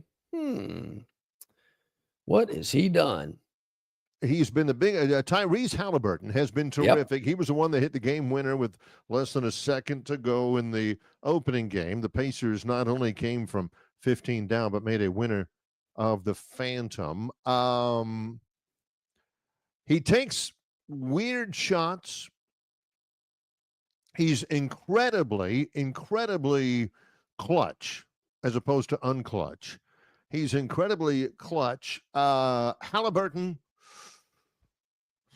he takes weird shots Sunday night, but he makes a lot of them and people remember him, but he misses a lot of them. And people tend to forget it. Scroll down just a little bit more with him. The next paragraph down there. Aesthetics aren't everything, and looks can be deceiving. Too little, too late. He's great in the clutch, but how good is he during the whole game until, it comes with... Barry, I can understand that. Sometimes he gets a little bored during the flow of the game. Yeah. But as it gets down to the nitty gritty and it's clutch time, I knew a player like that back in the day. Yep. Maybe a little 34. A little checked out during the game, but man, clutch time, give me the ball. And did I throw up some shots that were a little, but some of them went in. Yeah. Yeah. Hey, look, if you don't shoot it, I can promise you it ain't going in. You love to have him when the game's on the line. And, the Pacers have come from 7 down in one series in the fourth quarter, from 15 down twice in another fourth quarter, and all this kind of stuff in the postseason and everything. Well, maybe if he played a little harder in the first and second quarters, he wouldn't be down 15 in the fourth quarter to where he's got to come. That's the conundrum, if you ask me. All right, there's one in the books already. Yeah. But I like that guy. I like a guy that, you don't want to be stupid, but, Columbus took a chance. Might as well too. Yeah. All right, let's spin it. Like the colors on the wheel today. We've gone from conundrum to stratospheric. What could this be about? Oh, yeah. Oh, my gosh. Yesterday, French Open final.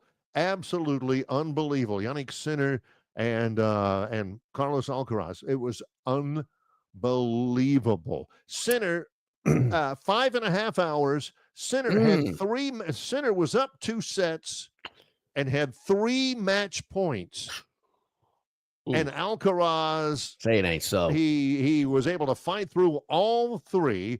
They went to 5 sets, 5.5 hours. Alcaraz ended up winning it, saved 3 championship points when he was down 5-3 in the 4th set, and ended up winning it. Maybe the best French Open final there's ever been. Maybe the best tennis final there's ever been. It was scroll that back down, Gurn. Put that back. Scroll it down to the picture of the 2 guys.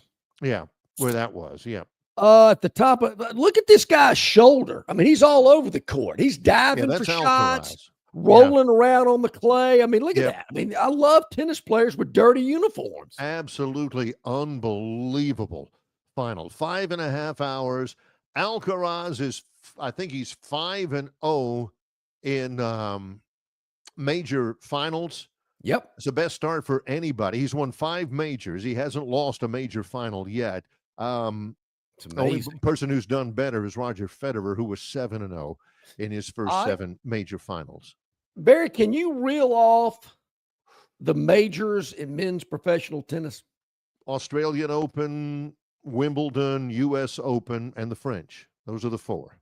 Did you know that Gurn Sr. and Tiffany Gurn have attended all 4 of those?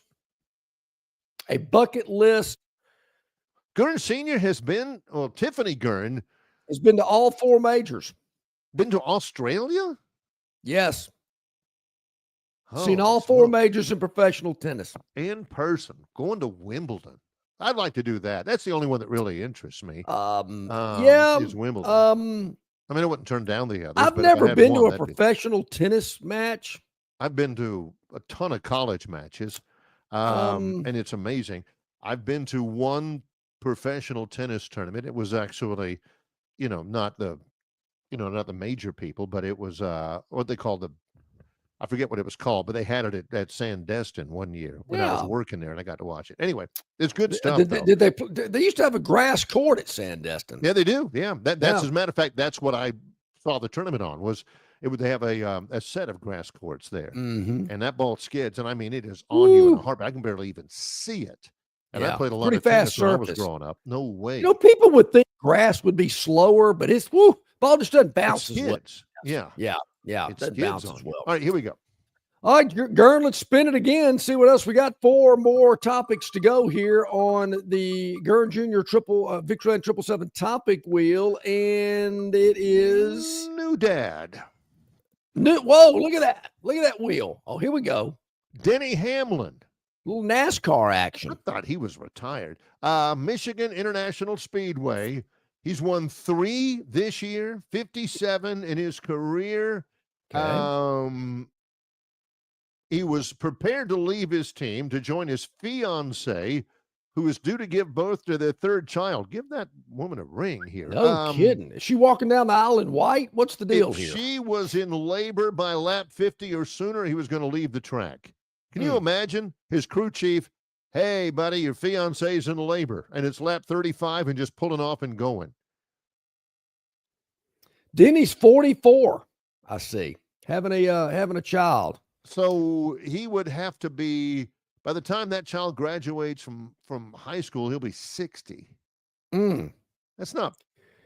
I'm doing the math right now, Barry. I think I was 44 when my youngest was born. I thought I was was I 44? I guess I was. Yeah. Well, I've had one, and I was 29 when we had him, and that 44. So is your son turned 30 yet? He will be 33 in 5 days. Yes. Man, because my oldest will be 30 in September. He'll be 33. Wife, 2 kids, whole deal. Yes. I know he was older than my oldest. I just didn't know he was 3 years older. But man, that's wow, time flies. I remember when your oldest was born.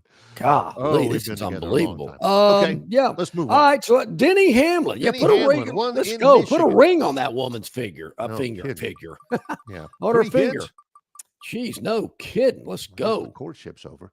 Sovereignty. I mean, Gurn came with some big words today. Yeah, this was at the Belmont. Sovereignty beats journalism.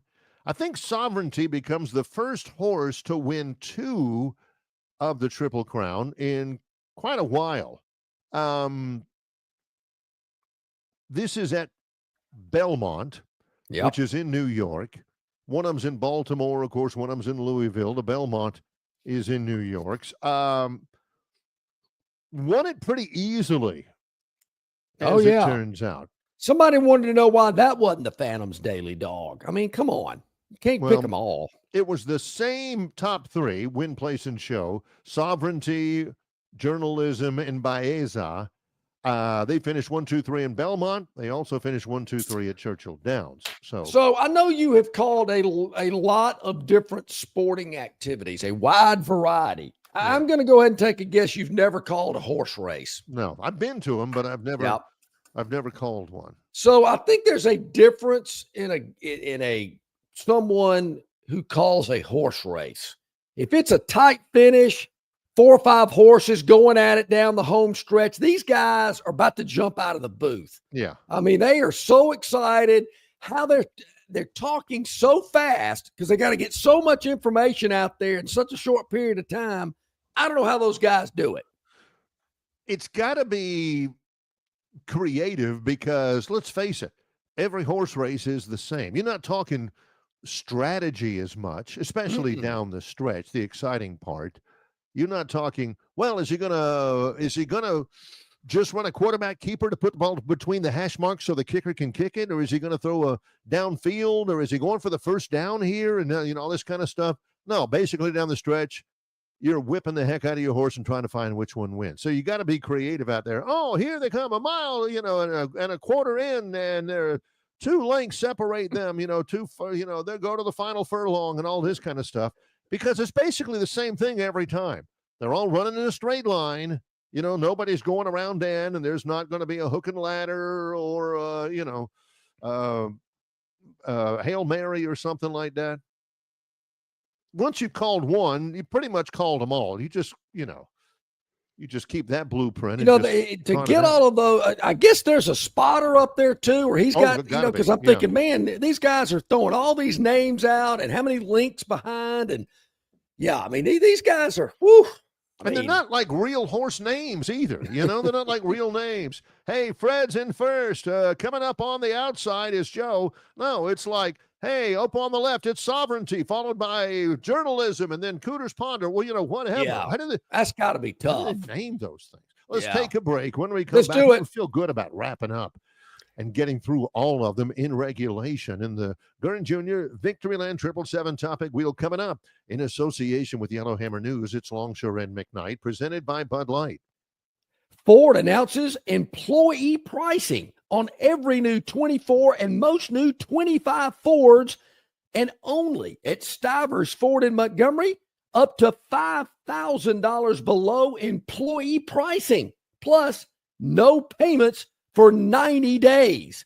From America, for America, at Stivers Ford in Montgomery, home of America's best-selling truck for nearly 50 years in a row, the F-150, with hundreds to choose from.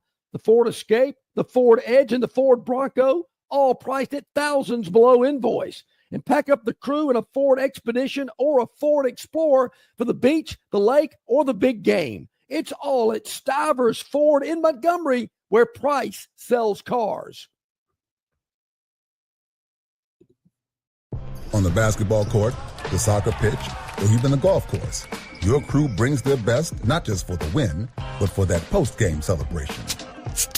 When victory tastes like Michelob Ultra, it's worth every drop of sweat.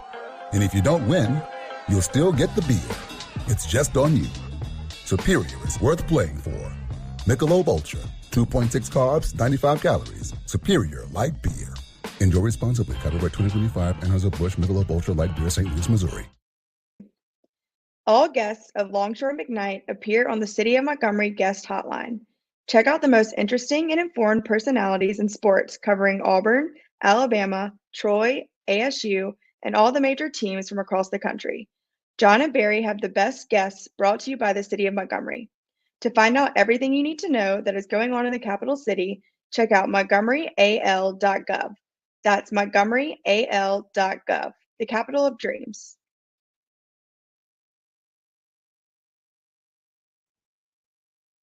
Of the hour, I was just looking at a text I received from my oldest child who lives in D.C. Unfortunately, about a week or so ago, she had somebody merge into her car coming into a highway and kind of scraped it up and dented it up a little bit. No big deal. Nobody was hurt. And the guy's insurance is obviously taking care of all of her repairs because it was his fault. And she took a picture today of her rental car that the insurance company provided her while her car is being repaired. Yeah. I don't know what rental car company this is, but they gave her a Range Rover. Nice. Thinking, wow. This guy must have some pretty good insurance that ran into you, that they're giving you a Range Rover for your rental car while your little Mazda's getting repaired. Huh. Nice. Take your time, fellas. Get it right, okay? Yeah, I'm in no hurry.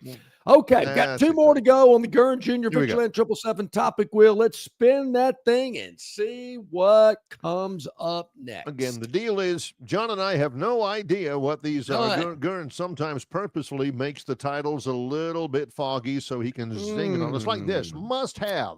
What could this possibly be? Ooh. Yeah. Yeah.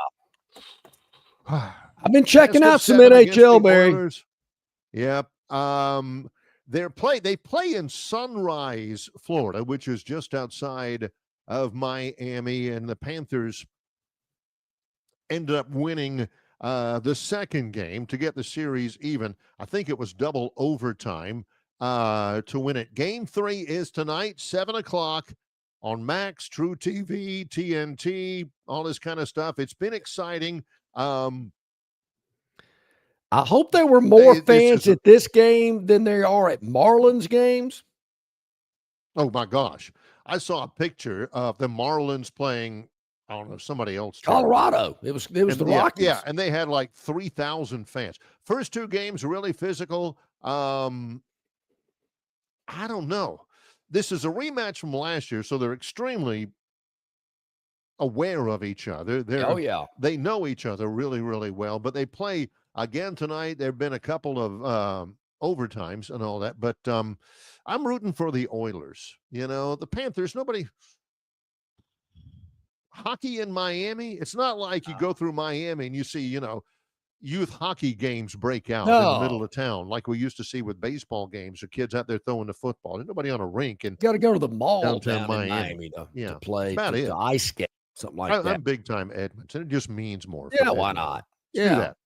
All right. Okay. One more to go. Got to spin it to make it official. With as Barry mentioned, we do not know what these topics are. We are seeing them for the first time, just like you are. So we've got to kind of act on the fly, if you will. But we're going to go through it. Gurn has got the last one, and it is going to be lightning strike. Lightning strike.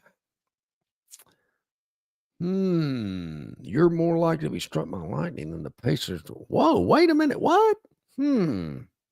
Yeah, we mentioned all the come from behind stuff and everything. Yeah. The odds of what Indiana's been able to do, 2 15-point fourth quarter comebacks, a couple of 7-point fourth quarter comebacks. The likelihood. Now watch this. Oh, look at this. Watch this. Pacers down 2. And he dunks it. Now, again, this is against the Bucks. They were 15 down in that game, I believe. Yep. Yeah. It's unbelievable. I don't know what the odds are to have lightning strike you. I had lightning strike my house one time about 7 years ago, but not me. I'm not going to go out there and test it, Barry. I've heard these things like, you got a better chance of winning the lottery. You got a better chance of making a hole-in-one, a much greater chance of making a hole-in-one than being struck by lightning. Look, I don't like lightning. I'll be the first to tell you. If I'm inside, if I'm even in an airplane, I don't mind it because I know the plane's, got this grounding technique or whatever. I don't want to be on the golf course and lightning starts striking. There's nothing I like about it. Yeah, I'm just going to leave it at that. I just don't like lightning. Don't like it. No, not a fan. I don't like it, Barry, if we're trying to get that cart to go as fast as it can to get back to shelter. That ride between that lightning strike and getting inside has always made me a little nervous. No. And it happened very often, thankfully. But when it does, yes. Do I immediately go get a double at the bar? Yeah, I do. Made it. Now, it was perfect weather out there that time out at Capitol Hill when Roger Schultz and Big C turned that cart over one time. They were just trying to make that curve at full speed. That's reckless driving is what happened there. And to see Big C get thrown out of that cart, he rolled down like a bowling ball. Speaking of that, Barry, huge success down at the Big C tournament in Greenville on Friday. Huge crowd. I understand about 25 former players were there at the event. A lot of great alums and helping out that Butler County Alumni Association. So many people helping support Big C. That's awesome. That is good. And offerings and helping to fund scholarships at the University of Alabama. They always do a great job down there. Great job from our Moneyline magician, Josh Harris, today for him on our program. And for our producer, Gurn Jr., John Longshore, I'm Barry McKnight. Tomorrow, big show. We got a lot to get to. Brian Matthews puts a big old bow on the end of the competitive year for Auburn athletics and gives us an entree into what recruiting is looking like. Likewise, Travis Ryer on YouTube will join us to talk about the Tide as well. Yep. Want to hear from you as always on our River Region Straw chat line, our Marguerite's Exquisite Jewelry email inbox, longshoremcknight@gmail.com. Yep. Always check us out at yellowhammernews.com as well. We're there. So make sure you check us out there with our good friends at Yellow Hammer News. It's Longshore and McKnight, presented by Bud Light.